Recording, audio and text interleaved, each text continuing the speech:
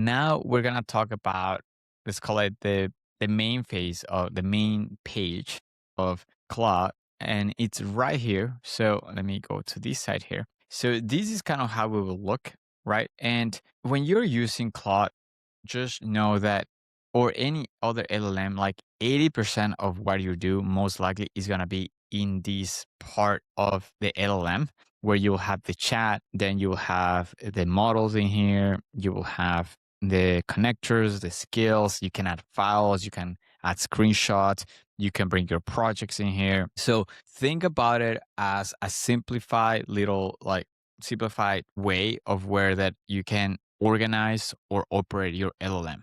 So that's really the main page that Claude offers. And that's similar whether it's ChatGPT or Gemini or any of those. So we're going to kind of go over these a little bit. So I know that we already went through the overview, but now we're going to actually start using it. So first of all, we're going to come here and just letting you know like a little bit about the models here. So the default would be the Sonnet 4.6, which is most efficient for almost every single task you're going to need.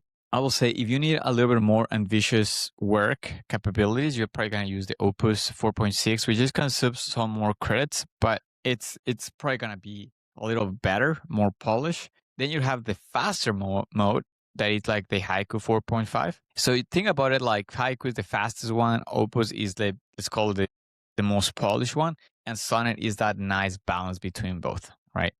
If you even have one more that it goes to extended thinking, and that's where you will get this one and you will activate this one, and it will say Sonnet 4.6 extended, right? And you can also do the Opus 4.6 extended. So you extend the capability. So the only thing that it does is just start thinking longer, and you can use that with every model. So you can use the Haiku extended. So the only thing it does is really it's kind of telling like head to breathe and really double check everything, and it starts analyzing more.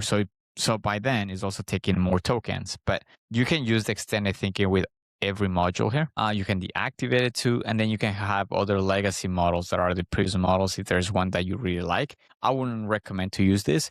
What I normally like to do is just keep in the Sonnet 4.6. And normally when I need something else, I normally go to extended mode. I don't use the Opus 4.6 as often or the Haiku 4.5. I'd rather just do that, but because that's honestly what you're going to need most of the time. I mean, specifically for architecture or admin or just your lifestyle, you're not going to you're not going to really need very few times you might need to go to this model here. Okay, so now that we talk a little bit about models, this is another one here, as we mentioned before, you can talk to it. So now we're going to actually start doing some use cases. So you can either start asking questions or you can generate files here. So you can add files, you can add photos. So let me have one of the files here that I have for you. And let me check here. Okay, so how you can do, for instance, I have a PDF here on my other screen on a conversation on my emails, on my email thread that I've done. And with these email thread, we already gone through a conversation. The reason I cannot share is because there's a lot of personal emails and information there, but we already gone through a couple of back and forth between a lot of people.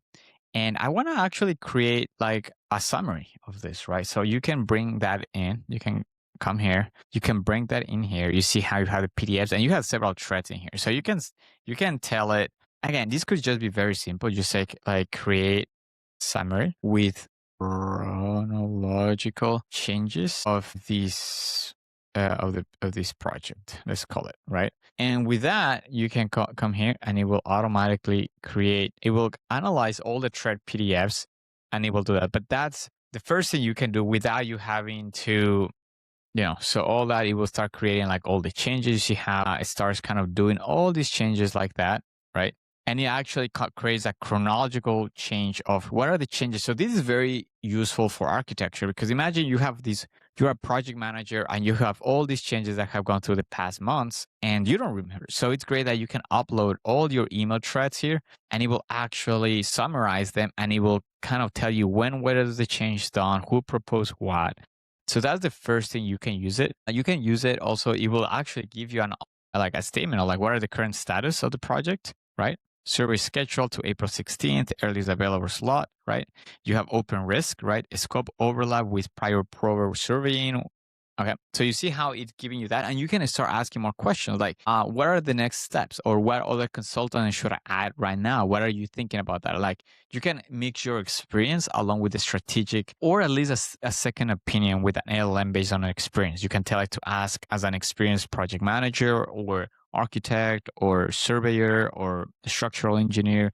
Like, you can say like, hey, I as a structural as an expert structural engineer, when will be the best time for you to start working on this project, or things like that. So it's great for you to start doing that. So I hope you can go to, so your first exercise would be to just go to your emails. And I know that you have a project that you might have been, struggling a little bit to keep track of it because there's a lot of conversations, or maybe it's a project that is coming back to life right now, but you haven't really looked at it in a while and you would like to get a summary. So what I would suggest is to kind of go to your Gmail or your Outlook or your email, go to those PDFs, print those. And the great thing is like, you don't even need to print one by one. You just need to go up to the top and just print the whole thing. Create a PDF on that, and then do exactly what I did here. You just upload the PDF and tell it to create a summary with chronological changes, and it will automatically give you a full summary. And from there, you can start a conversation and asking a lot more questions. So that's the first thing. So I hope you like these use case that I did here. Okay, so that's how you use this one here. Now we're gonna go to take a screenshots here, just so you have an understanding of what I'm doing. This is what's happening in my other screen. I have like some planche comments here that I need some just second opinion, right? So we're kind of looking at vertical elements here, right? And I can even look at proposed parking here. So what I can do, I don't want to write this whole thing up, so I can just go and take a screenshot, right? And this says the entire screen, and I will take that one, and boom, and it will automatically create a screenshot of that. And you don't have to, and as you see, you didn't have to copy paste anything. No, you just have to have it in a different page. And from here, you can say for a point, 5 point vertical elements, and then call it comma for the city of, let's say, for the city. I mean, this is an example. So, okay. So for the city of Santa Barbara, possible solutions, and give me a draft of your response, right? Again, this is just an example. Ideally, you're going to have to give it more context as far as like what type of building are you doing, and things like that. But that's the great thing. Like here, you can act as a strategic assistant. It can kind of give you potential things, and it would start looking at, hey, based on the city of Santa Barbara, here's where it is. The city standard is that. Now, always double check things. The AIs are really good at strategic thinking and are confident of giving you answers, but just understand that when it comes to this, AI is meant to augmentate you. This is not a task that is meant to be automated. This is a task to be used as augmentation, meaning that it's meant to assist you. So whenever it's assisting you with this, you always have to double check that this information is actually correct. However, out of this information, what you can do is you can just start like seeing like the description, what are the trade-offs, right? And from there, it's a great conversation start of how can you. So, for instance, here is even giving you a way to respond to the question there, right? And of course, it's going to be a lot better the more context you give it. So prior to this, you maybe upload your submittal drawings, you kind of give it a scope of work, things like that. You kind of make the AI understand a little bit of what's happening behind the scenes. Then whenever you give it these planche comments, and that answer is going to be able to strategize a lot better rather than just give you more like a broad response, right? Just because it just doesn't have that context. But it is just so you learn what it's possible from the LLM to just be assisting you with it. In this case, the second use case we saw is the planche comments that you can get really good, at least a strategic thinking of somebody assisting you on other ideas on how can you resolve the specific issues or comments from the city. Great. So now with that, let's go to the next one here. Now we're going to go to our project. So the thing with adding projects, I don't know how familiar you are with it. I'm assuming that you're just learning from Claude. So our projects is like projects in ChatGPT or gems, almost like gems in Gemini, where you're creating your custom, let's call it applications, agents, that live here. So it's pretty much thinking like you're creating your own little application here. Now, the great thing about that is like whenever you're normally having a project, instead of you having to go click on project and then going in there and then actually asking questions, what you can do is you can just take this project here and click on it. And then whenever you're asking questions, is like if you're in that project. So I can say, what should be my top 2 priorities this week, right? To accomplish my goal of getting the beta course done. So this one here is coming from a project that is called Danny's Clone. So it has some of information on what are my goals this year and what are my plans of action and what is my business. So you can also create other projects that are specific for other things, whether it's for your business or things like that. So it's going to ask me questions, and from these questions, it's going to be able to give me then better answers. So you want to have these conversations with AI, so you kind of give it more context, because the more context you give it, the better response and more specific response is going to give you, rather than just giving you the broad ways of doing things. Because when you get broad ways of doing things, it's not great. So yeah, that's another way to use it, with projects. You can also add your Google Drive here. So as we mentioned before, we have connectors in here. So these are ones that you set it up here. You set up those connectors here. So you can go to manage connectors, and from there you can kind of manage if you want to add your Google Calendar, Google Drive, Ignite, Gmail. You can maybe say, I don't know, Dropbox maybe has it, right? And maybe you can browse for connectors and see if it has Dropbox or it has Slack. You kind of start going through these connectors and see what is that you use often. And from there, you can use it. So for instance, I have Miro, so I might actually add Miro. So it really kind of go back. And in my case, because I'm still not quite sure I want to be using it here, like for agentic purposes yet, I really want to start like piloting it. And so the main reasons I'm doing it with is my Google Calendar and Google Drive, just because I think those are still low risk items. But the way you can use it with that is cool is that once you kind of create that connection, it will have the connection here. So what I can do is that you can come here, right? And from here, you can tell it, yeah, I want to, let's say, yeah, tell me more about me. Okay. Give me a summary of this document, right? So the great thing is that in this case is actually connecting to your Google Drive. So you're not having to, download the Google Drive document for them to then drag it all the way here. So it saves you a lot of time, because it automatically is getting that document from Google Drive and is able to analyze it right away. So if you're a person or a company that is using Google Drive, then it's great because you can automatically just connect it here. And whenever you have a question, you can go here, search the document that you want, and just get it here. Another thing you can do is just to kind of finalize a little bit of connection. For instance, I have it connected to my Google Calendar. So I can go and say, well, here it's already giving you predetermined ones, but I can also go here because I already know that it's connected to my Google Calendar. I can say, schedule a meeting every day at 7 p.m. to meditate Eastern time. Call it meditation only for this week. Schedule these. Actually, I'm not gonna say every day. Meeting for Sunday, because otherwise you're gonna, for Sunday at 8 p.m. to meditate Eastern. Schedule this and meditation. Call it meditation, right? So you can do that, and it will automatically create like a meeting. It will just go and create a meeting. It might ask you questions. It might ask you also for requests, and that's what you want. I already gave it I already kind of allowed the request, but generally speaking, it will sometimes allow it. So here it says meditation schedule for Sunday, March 29th at 9 p.m. So let's go and, well, I don't want to show you my whole calendar, I guess, but we can go there. So you can give you a click here, open the link, and you can see that on Sunday, meditation was scheduled at 9 and 8 p.m. That's great. So you see how it works. So, and the great thing is like you can talk to it. So you don't have to be writing it every time. You can be in your car or things that you can just, open your new chat, go here, click on the voice mode on your phone, and start just telling things like, hey, I need to schedule this meeting, blah, blah, blah, send these to this person. So you can really start creating that more like a little bit of sort of agentic actions where the LLM is not just asking questions, but is actually doing things for you as an assistant. So now that we went through all these ones, we're going to go to skills. So think about skills as creating something. So whenever you're having a conversation with your LLM, a lot of times by the end of the conversation, you want to create a website, you want to create a document, you want to create a PDF, you want to create an Excel sheet, you want to create a Google Doc.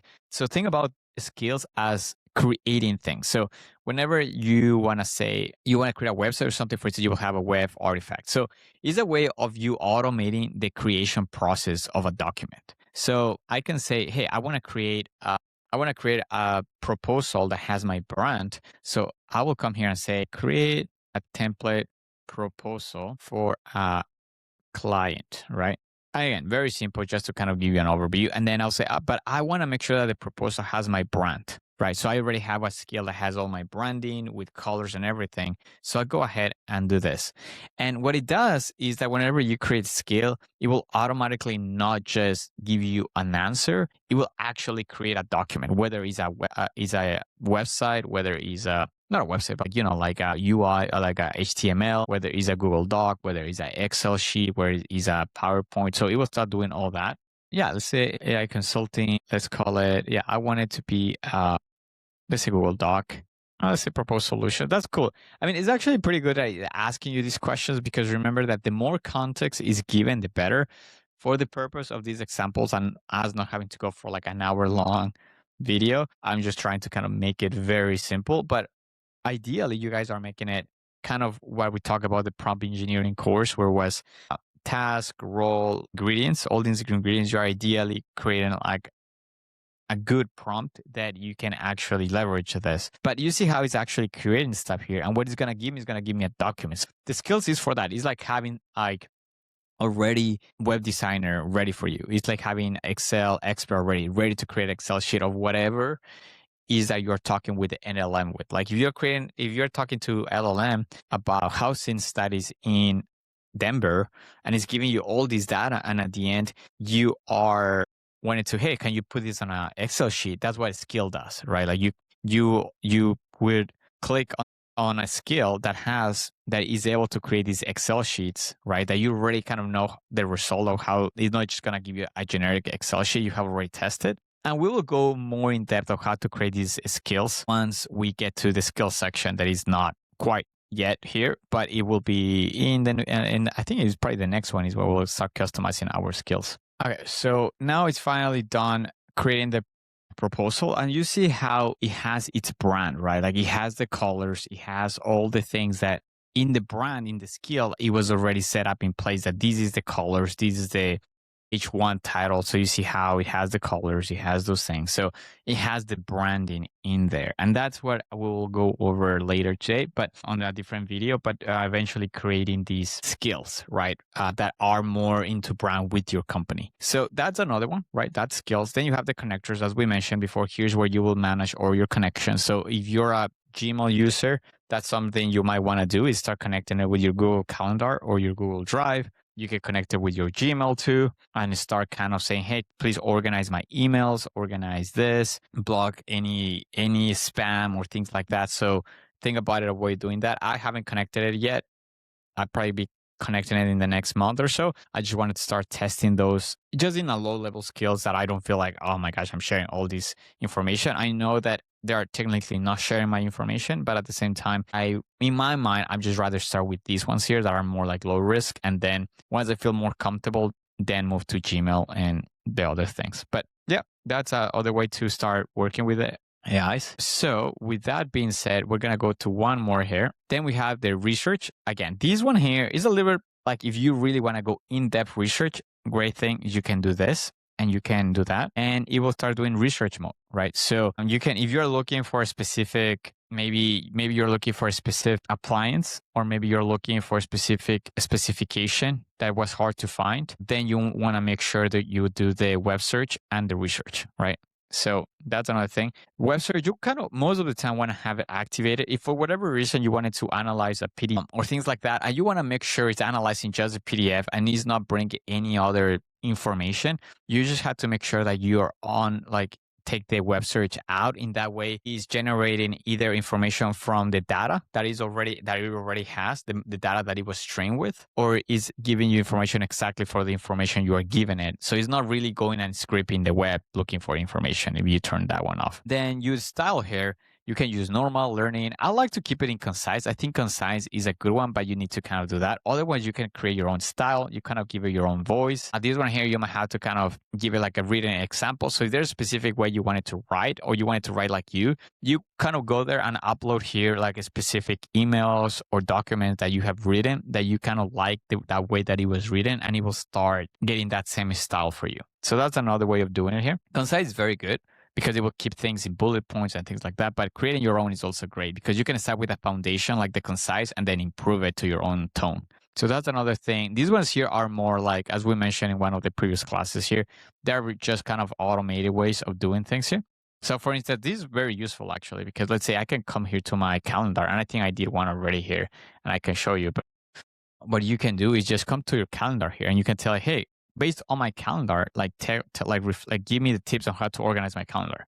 Identify how my calendar habits reflect my personal priorities. Let's actually try it now. So go to calendar and tell me, let's say identify how my calendar habits reflect my personal priorities. And it will actually start doing that. You can copy that prompt and put it there, and you can edit it however you want to. But ideally, it's like you can start getting reference of like, hey, maybe you want to start organizing your calendar. Maybe you want to start seeing how AI can actually help you on tasks that are taking the longest. So the first thing you need to do is to audit your calendar. So you can tell so let me go here. So I can really emphasize this point here. So one of the main things, this connection to the calendar that works well with AI is like, if you want to start using AI tools to create more value for you and to start saving you more time, the first thing would be to audit your calendar. And you don't have to go back and audit your time card and your calendar, but you can just ask your AI with that connection to Gmail, to your calendar, saying like, hey,